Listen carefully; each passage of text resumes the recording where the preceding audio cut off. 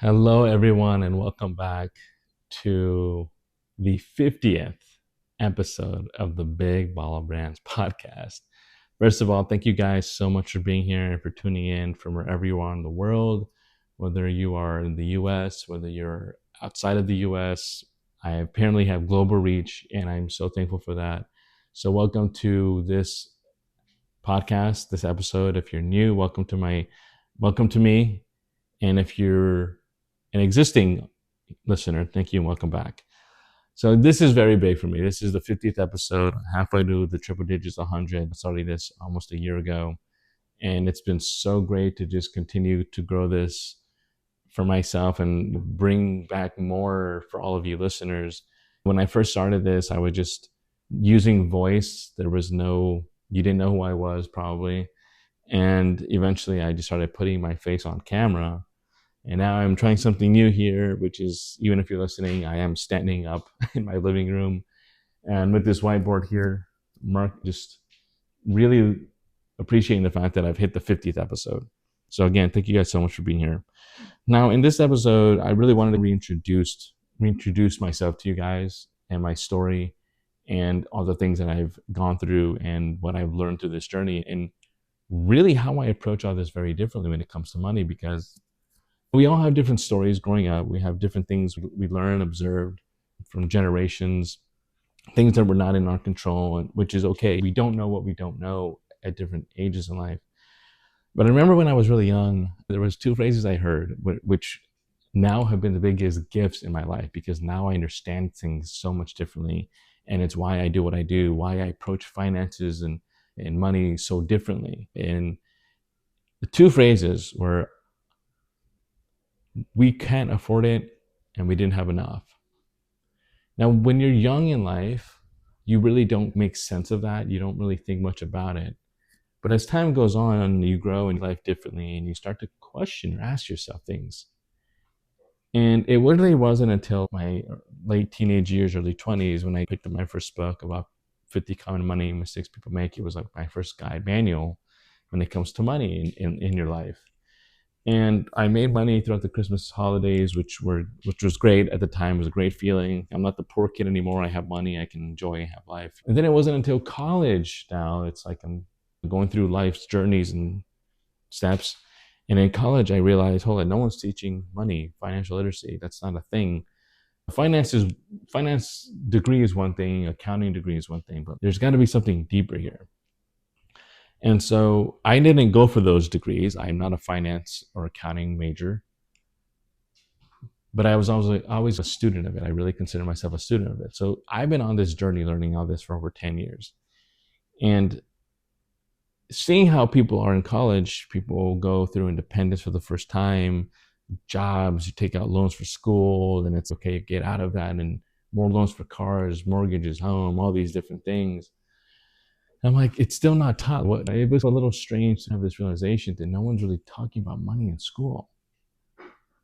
And then I really discovered, after so many years, probably 5 years ago, when I went to my first Tony Robbins event, I said, that's the missing link. I just had this moment of clarity of when he was talking about success is 80% strategy, 80% mindset, 20% strategy. And it dawned on me, because he also was talking about relationships. And I was like, I've learned so much through these years about money, about finances, through watching YouTube videos or reading books or articles. But the thing that I noticed, and I've noticed now more than ever, is that no one talks about the relationship with money. Because if you really think about it, in your life, in our lives, we have a relationship with our home, with our pets, spouse, girlfriend, boyfriend, job, friends, the home we have, the car we have. We have a relationship with so many things in life. And I thought, what about the relationship we have with money? Most people don't think of it that way, right? Most people think, oh, how do I invest? How do I have a Roth? How do I have a tax-free savings or accounts? And how do we budget accordingly? Subscriptions, meal planning, all those little things, right? Or I should say big things. Those are money decisions we have to make all the time. But I thought, what about a relationship with it? Because when it comes to wealth, it's categorized an income, which is making money, growing money, protecting money. What about our behavior with money?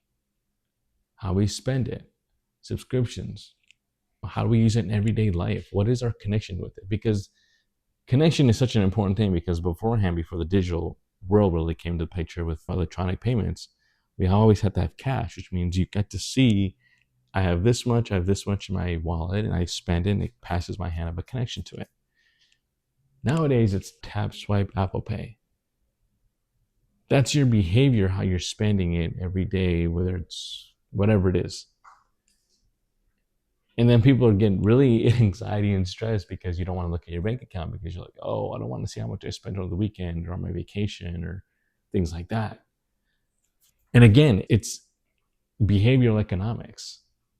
And it all comes down to, what is our relationship with it? What is the thing we heard that kind of drove this spending pattern or our relationship pattern when it comes to money? And I feel like everyone has a story like that, right? I was realizing one day I can't be the only one, because I had a conversation with somebody who makes a six-figure earner. And I was listening to him talk about things in his family and his early childhood, and now that he has a good paying job in construction. And I asked him, I said, I want to pause for a moment, because I'm hearing what you're saying, but a lot of what you're saying dictates the beliefs you have, the values you have, the way you look at the money you have in your bank account.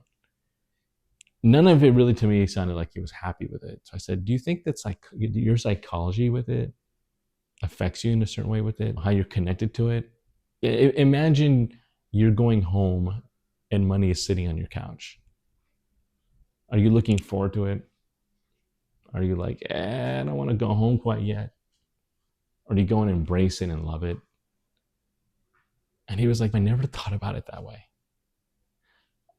I said, you know what? Most people don't. That part of life for us is something we don't really touch on. Whether it's because we're not aware of it, we're not ready for it. We think we have so much other things to worry about than that. But it's like, money is that thing, that energy, that frequency, that whatever you want to call it for you. You cannot live without it, but we also don't always want to think about it. Without it, you don't have a home. You don't have groceries. Don't have gas in your car. You can't repair the car. Can't have vacations. You can't have the lifestyle you have. Money just runs the world, right? But then we also have the mindset of, oh, those who have money have done dirty things, manipulated, corrupted, they're greedy, they're all these things. That is also something I feel like we've been told. How much of that is really true? How much do you think is true about the person who has that? What do they have to go through to change their relationship with it? Because at the same time, we have to realize, when it comes to our relationship with money, how much money we have is based on the value we give into the world, the problems we solve, how we help others. That's how a lot of people create wealth.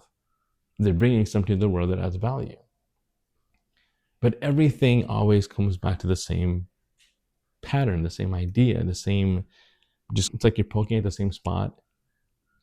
It's the relationship we have with it.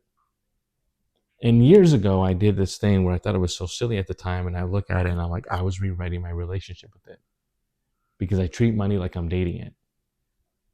So whether you're dating somebody or in a marriage, how do you treat that relationship? How do you treat any relationship? You want it to be loving, caring, beautiful, happy, joyous, growth, all these amazing things, right? But do you do the same thing with money in your bank account, with the money in your wallet? So I did an exercise one day where I actually wrote a love letter to money, dear money, and then I just wrote freely. I was basically going through the things I remember hearing about it, and I was rewriting it, expressing how I felt to it. And through this process, through these things I've done, and I'm sure many of you have, you start to feel differently, look at it differently, think about it differently, and start to understand it in a very different way. So this whole process to me really has been going from, I read, from hearing two phrases to picking up a book, which I never was really a book reader at a young age, and to discovering this missing gap, this question I didn't have an answer to, and learning that there was much more deeper side to this. There was the human element, the element that we don't always really approach. Because most people get a job, they get the income, the big paychecks, the salary, you get the home, and you're set, right?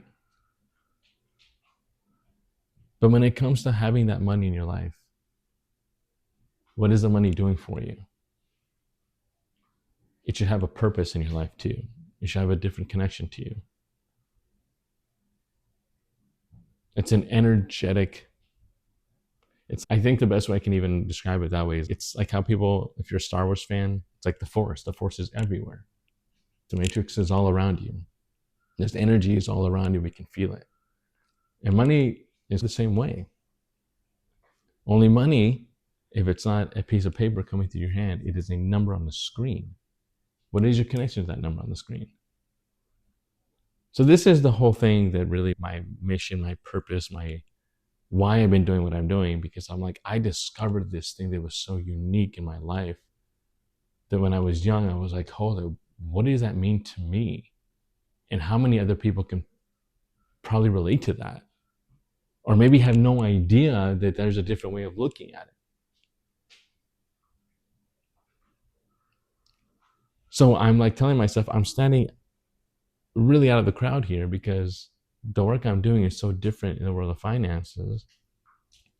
And I think the behavioral part, the connection, the relationship with it is ultimately the foundation.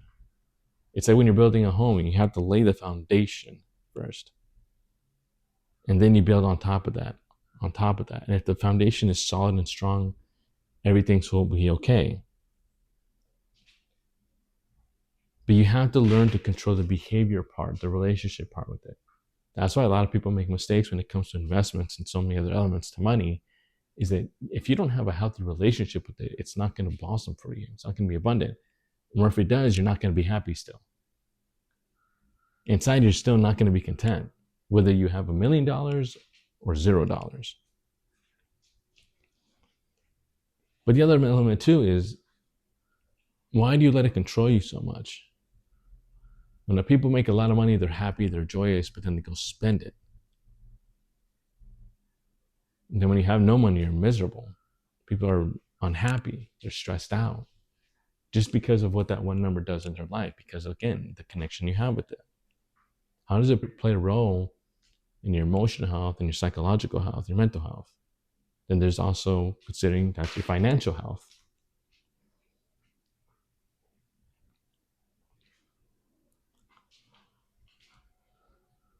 So I want to also leave you guys with this. This is why I even created what I call a financial diagnostic. Because I had to do so much reevaluation and examining in my life when it came to this. Especially as you get into adulthood and find your partner in life, these are important topics and discussions you have to have. And everyone has them in different ways. And it's not always the greatest conversation because everyone has stories and baggage they bring to relationships and all that. And the money topic is not easy because the money topic is like, it reveals more about who you are and how you've handled things. And okay, whether they're responsible, mature, know how to spend, know how to save, doing all these things. But those are the things that can bring you together to have a strong and beautiful life together for your future.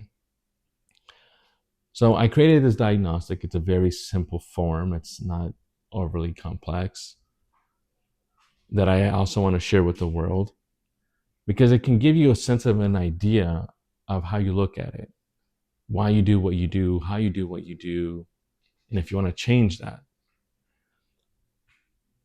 But I definitely felt like I was such a researcher in this topic because, again, I have read so many books and articles, and I thought there's something missing here. And I discovered it. I discovered it for myself. And when I discovered it for myself, I realized we're all human. We all go through the same things. We all have different, to say, financial traumas in our lives, things that affected us, how we grew up, how we've broken out of those things.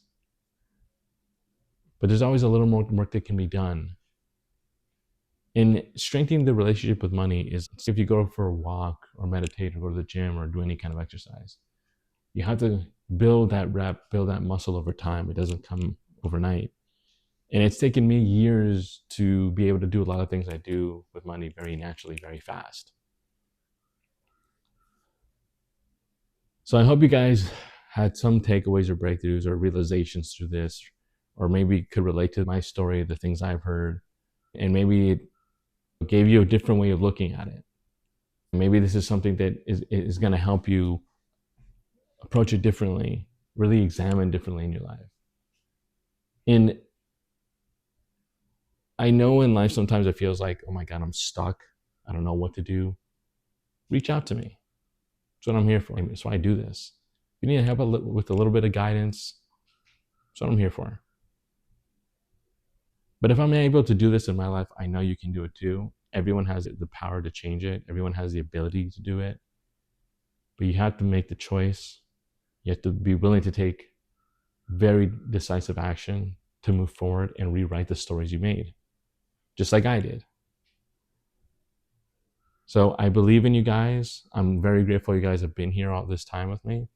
So thank you so much for showing up for not me, but for yourself, giving me your time. And hope to see you guys when I hit episode 100. Have a great rest of your week wherever you are in the world. I love you all so much. Thank you guys for being here. Bye-bye for now.